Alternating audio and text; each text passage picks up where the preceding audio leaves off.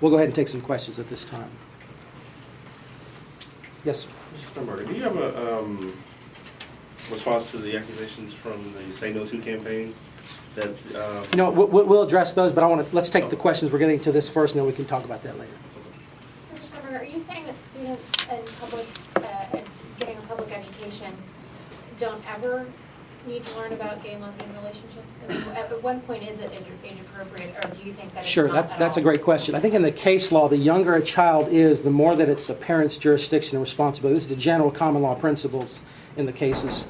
The older the child gets, the more that academic freedom and free speech becomes more robust. But second grade, kindergarten children are coming home with this book right here in Massachusetts. They're given diversity packets, and they're given a book called Who's in the Family, which models homosexual parenting.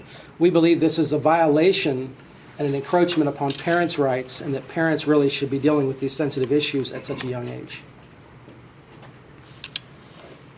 I have a question for the Hillsborough teacher. Sure, go ahead. James, come on. Are you, Come on up, James. James, come up to the microphone, if you would. You talked about criticizing the King and King book. Are you saying that book has been read in your classes, or I mean, what? No, I read the book. Okay. I've seen it, and But it wasn't taught in your classes. Oh no, ma'am. Okay. No, ma'am. Not in Hillsborough County. No, ma'am. Okay. And you're okay after reading the book? Yeah, yes. It didn't sway you? Thanks in for the any way, shape, or clarification, form, Rick. But he's not 2 years old either. Or second grade? Second grade. Other questions? Anita, some of your remarks about If you can come up to the the microphone. free speech thing, about this not really being about gay marriage, about free speech, you make it almost sound kind of like a conspiracy. Well, I think there are certain individuals who would just like to silence everybody, and I don't see that it being an organized conspiracy across the world. You can obviously see that from the places that I've talked about, they're widespread in different countries. It's just a typical thing that's done is people want to talk about the marriage issue and say, oh, this is just, we want the marriage. But when you look at actually what happens in those countries, they're not getting married. So marriage can't really be the object. If they're actually, once they get marriage, that's not what they want. Originally, people just wanted, for example, in Vermont, civil unions, which is parallel to the marriage system. And now they're saying, well, that's not enough because we want the name, like in California. And in Florida, certainly they want the name and all the rights and benefits. So I think once people tend to get something that's really not what they want, they really want to silence all of any speech against it. So I think it'll affect whether it's newspapers that want to talk about it, whether it's people that are teaching, whether it's parents. The effect is across the board. And we don't need to imagine that this is going to happen. This is not just some parade of horribles we're sort of imagining and dreaming up. We have actual evidence from these other places, and we compile the evidence just to show, wake up Florida, this is really what we're up against. And have there been any churches in the jurisdictions that you mentioned, though, that have been forced to consecrate or to recognize gay marriage, as part of their, protocol? Not in the states, in the United States yet, as far as actually being forced. But I've talked to a gentleman this morning who's actually, I think here, who's actually, in fact, I think it was. Would you want to address that? What you've come to experience that in your churches? Since I'm not a pastor, it's probably better for him to answer that. In California, our pastors have been confronted to conduct same-sex marriages despite the fact that our theological principles would be violated by doing so. There's been no civil action that I'm aware of as a result of their denial, but they are being confronted with the issue at this time, and we are concerned about where it will go eventually, whether it will go to the civil courts. I think part of the problem is that our opponents, both in the way that I'd say opponents generally nationally, in the way that they've responded, it's not just about gay marriage and legalizing that kind of in every nook and cranny. It's about silencing those that disagree and have legitimate conscientious objections. I was recently talking with Jim Daly, the new president of Focus on the Family.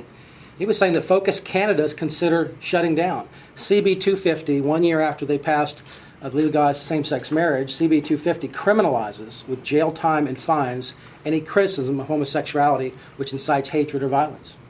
So pastors and priests often will submit sermons to Canadian solicitors to determine whether they're in violation of CB 250.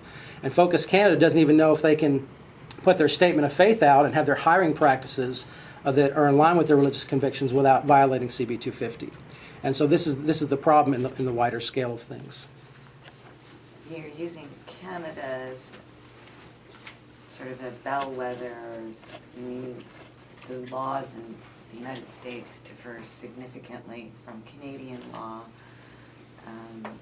One might argue that, this is a boogeyman, or you're throwing out an extreme, Sure. pardon me, in a situation where that might never come to fruition in the United States. No question. We do have the First Amendment, why it lasts. And yeah, so that would be a different situation, but there's still, there have been many other examples beyond that. I was just stating that that's one example. But the problem is, obviously with hate crimes, which, our opponents also seek to want to put into law, it challenges the motive instead of behavior, objective behavior, and things of that nature. So it becomes problematic. Any other questions? I'd like to hear the response Sure. to the criticisms from Sure, the absolutely. please. We've done everything legal. If our opponents don't like it, well, then they have to change the law. But, we've complied with the law. Several states throughout the country that have marriage amendment battles have had 501c4s. It's entirely permissible under the IRS tax code. And so there's been no laws violated to our knowledge. And so we're very comfortable with where we're at with it. Yes, Jim? How do you think you stand in terms of reaching the 60% threshold? Well, the Mason-Dixon poll had us at 55%. The pollster predicted that the undecideds would tip our way. We're certainly not taking any rest in that. There was another poll by the Jacksonville Times-Union and the Sun-Sentinel showing us at 53%.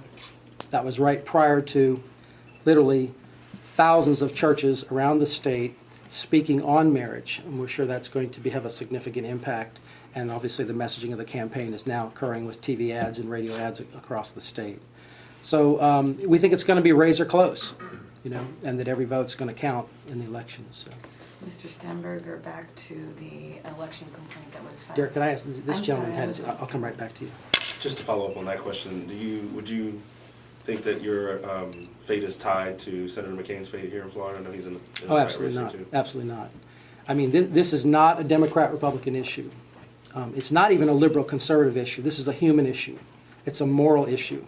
And it's one which the vast majority of Floridians and Americans see with great clarity. And so the Miami Herald poll showed that 65% of African Americans in Florida will support Amendment 2. We have been doing pastors' conferences all over the state, sitting down with liberal Democrat Obama supporters that support Amendment 2. So this is clearly not a partisan issue. We started in 2006. We never wanted to be in 2008. We were hoping to be on the ballot in 2006. No one was thinking about any presidential election, much less John McCain at the time. So, Elections experts in Florida have said that if an entity is advocating for or against an issue, they have to register as a political committee and disclose those financial reports. Why do you believe that that is not a violation of state election law? because under IRS laws, 501c3 and C4s, when you give to a charitable organization, you don't have to disclose that. And a C4 can then give contributions or direct contributions or give in-kind contributions to a political committee for an issue race. And that's what's happened. All the contributions from Florida Family Action are reported and are shown up, but the identity of those donors are not permissible to be known under the law. So, any other questions? Yes, sir. According to the Division of Elections online records, it shows that your campaign has reported more expenditures than funds raised. So I just wanted to get an answer from you on that. Yeah, William March and I have talked about that a couple times from the Tribune. It's just, there's probably some in-kind contributions that make it look that way, but obviously you can't spend more money than you have. We've borrowed no money, so. Well, could you give us an estimate on how much you've raised and spent approximately? I don't know that really the contributions are coming in at such a rapid rate. It's difficult to know. I know there's well over $1 million that has been raised. So. Yeah. Any other questions? Great. Thank you so much for coming out today. We appreciate it.